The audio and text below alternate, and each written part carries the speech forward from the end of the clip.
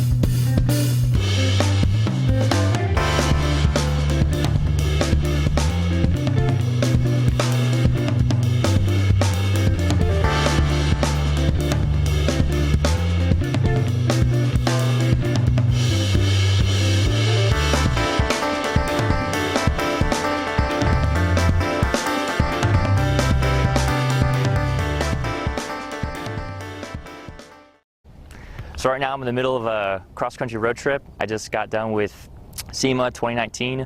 I was there with Honda Rescue Garage, and just been putting a lot of miles on my CRV, hanging out, seeing what's out here in the West, and just enjoying my time. All right, so what we got here in the front, one of the early mods I actually did was this grill mounted light bar. You just cut out the inside here and it mounts in real nicely in there. Gives me a lot of extra visibility on trails when I'm out at night. Down here in the front, I have a HRG skid plate. I actually just installed this just before my my long road trip out here to SEMA, and we got some little extra fog lights that I installed, retrofit headlights from RD1 on Instagram. Up here in the engine bay, we got some 1320 header that I got. It's the all-wheel drive ones because it needs to clear the transfer case. You know, nothing fancy, just a shaved, valve cover. Full tune-up's been done. I have a inline filter, which is a functioning filter for the snorkel that I have. Just got done doing a lot of the wiring just before I started my trip, so a lot of this still needs to get cleaned up. A lot of this was rushed just before I headed out for SEMA, and of course we got the Ultra Racing front upper strut bar. Let me see what else we got. Oh yeah, the whole car has a 1-inch subframe drop kit from HRG that I installed just before I started my trip. Maybe it was like 3.5 weeks ago. The day before I left, I actually finished the install. So up front we also have the adjustable front upper control arms from Trueheart. Bilstein struts with Old Man Emu springs, all the way around. Stainless steel braided brake lines. Everything was replaced. Rotors, pads, and in the rear I also have a rear disc conversion. We have the Honda CRV Nerf bars. They're just got a liner, bed liner on them. On here too, I have a RT four-wheel drive Civic Wagon a viscous coupler on the drive shaft. Basically what that's going to allow me to do is have just a better all-wheel drive system, when I'm finished pinning the rear clutch backs in the diff, and that'll help me get quicker engagement for when I'm off trails instead of relying on the slow setup on the dual pump where that the CRV comes with. All right, so for the rear disc brake setup, basically you need to get the bracket that Greg Rawls sells. He's the admin on the CRV group. You get 97 Accord parking brake cables, and then 97 Prelude rotors and calipers and pads, of course. And then you just need to cut out a notch the rear trailing arm, and then get the stainless steel braided brake lines that are just a little bit longer, so they can loop around and yeah, all you gotta do is notch out the back here, and you're pretty much set. Yeah, so back here we have an extra 5-gallon fuel jug. Initially it was a water jug, but when I go out into long sections of trails where I know I'm not going to be near a gas station for a while, this is just extra security, an extra 5 gallons of gas. It's mounted on a Smitty-built jerry can mount here that goes onto the back of my tailgate that you can see in here, how I have it mounted. And it's through and it's beefed up so it can actually handle, it's load bearing, can handle the weight of the extra gas. And then right here I have some recovery tracks that you can just pick them up off Amazon fairly cheap, and they're mounted onto a Thule bike rack carrier so that I can get myself dug out whenever I get in mud, sand, or if I'm on a camping spot that's not level, I can level myself out. All right, so on the inside here, I have a camping conversion done basically, where I have the rear seats deleted and I have this platform that's been built in to the body and then secured with these kind of like these hooks right here that you can just tighten up. And then I have this little table that's been integrated in that allows me to have like a cooking space, mainly just a cooking space, but I can eat back here or do whatever. And then it just kind of secures in. And then I have a bolt here that goes in, keeps it from getting away.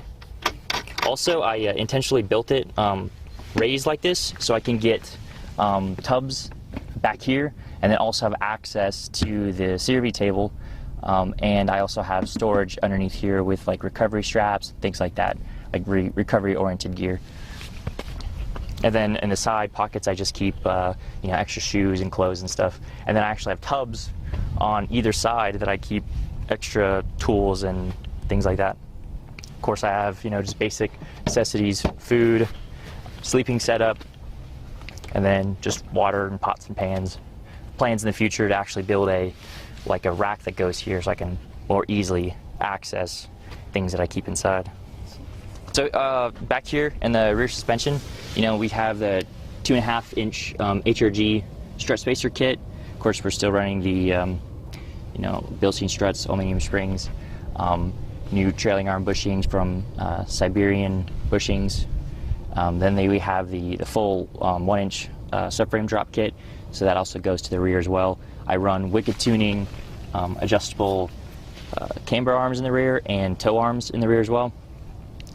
And all the way around I have 1.5-inch wheel spacers that help widen my stance out a little bit on the trails as well. And then for now I just running these cheapy plastic guards. It just helps keep extra mud and stuff from flinging up onto my car. Over here we have a 80 series Lane Cruiser snorkel that I cut out about 8 inches from because it was sitting way too high above the roof. Now it's about level with the roof or a little bit lower than the roof, and just prefer this look a whole lot better. Wells visors. What I really like about the Wells visors is I keep them cracked at night, and if it does end up raining at night, I don't get water creeping into the car, and I can have ventilation, fresh air going into the car, which is important. And then here on the inside you can see when I come in, if I need to access stuff under the tub, I just keep extra tools, extra fluids. I keep every fluid that I need for this car. I keep extras, and then down here I keep a whole container of just tools. On the inside, just real quick, we have just a basic Bluetooth head unit. It actually is GPS. The previous owner had it installed. For the vehicle, I have full custom leather seats that were done. They're actually really nice for long road trips. Chetta's short shifter and sunroof. That's pretty much everything for the interior. Oh, nice little touch, JDM. Little hazard? Little hazard button. Cool, I see it. Yeah, that's my one legit JDM piece. Okay, so for the roof rack, we have the Yakima Load Warrior, and it comes with the extension bit as well. And then I have all the Yakima accessories, like for the shovel and the tire carrier as well. All right, and so over here we have a 8.5-foot awning from off-roading gear. I checked out all the other brands, and this one came with really good reviews, and I especially like that it has all these extra Velcro straps, and it really helps keep this tied down, and any kind of wind, it'll help keep this secured, which is really nice. And I can adjust the legs for different level, unlevel ground or level ground, and it's really nice. What are the plans with this vehicle in the future? Future plans is definitely going to be more lift, but I don't want to sacrifice ride quality for just the sake of getting lift, because the amount of miles I do, I love road tripping, I love going down trails, and I don't want to be stuck stranded out somewhere because I did a janky job doing my lift. So when I do the lift, I have to make sure I figure out the axle issue that CRVs are really common with. But as of right now, it's a pretty decently capable Honda, and I'm pretty proud with the progress that I made on it, and the amount of miles I put on as well. Yeah. I put some serious miles on. How many miles are you at now? So you started in South Carolina, you went all the way to Nevada, down to Mexico, and you're kind of making your way back, and you're here in El Paso, Texas now. So correct. Do you know how many miles currently? Well, before I left from South Carolina, I actually came down from Canada, and I was up there, and then I hit up Overland Expo East, and I did a 15-hour drive just to make it down there for that, and then I came down to South Carolina, talked with Ben at Honda Rescue Garage, and found out I had this opportunity to go to SEMA, and within just a couple days I was out heading this way. So right now on my road trip, probably upwards of 15,000 miles. That's fantastic. Yeah, of just road tripping around. And so what do you do about oil changes? You just have it with you, or you just go to a spot and have them do it? So I've been the Honda community is awesome, and there's this really cool guy, Anthony, or maybe he doesn't want me to use his name, I don't know. Yeah. This really cool guy, Anthony, that in Las Vegas, that actually helped me swap out one of the axles after all the grease sprayed out, and I was at his house, and I did an oil change when I was there and everything. So, oh, cool. I can actually get my regular, and I like to do an oil change about every 3,000 to 4,000 miles, just because of how many miles I put on it. Absolutely. Yeah. Cool. So where to next? Is there an itinerary, or are you just kind of making your way back home? The only itinerary for this entire trip has been, the only planned place for this entire trip has been SEMA. Okay. After that, everything has just been, whatever I feel like, really, whatever looks like it would be a cool spot.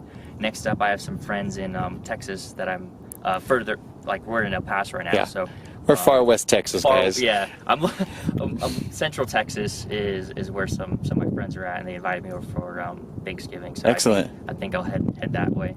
Perfect. Yeah, and then after that, just maybe head down to Louisiana, check out Florida possibly, and maybe head back up to South Carolina. You'll definitely have to keep us updated on the amount of miles you put on at the end of the trip. Exactly. Yep. Awesome. Well, Josh, thanks for sharing your CRV with us today, and I actually really appreciate you coming by my house and checking out my EFs.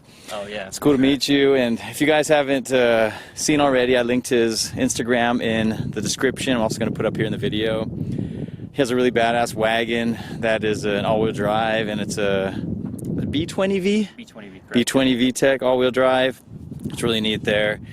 Maybe we can convince him to make some videos for us of that, so we can just kind of, it doesn't have to be anything extravagant, just maybe walk around, show us that car. But thanks for stopping by, man. Thanks for letting me record your car, and for sure. Safe travels, man. Thanks.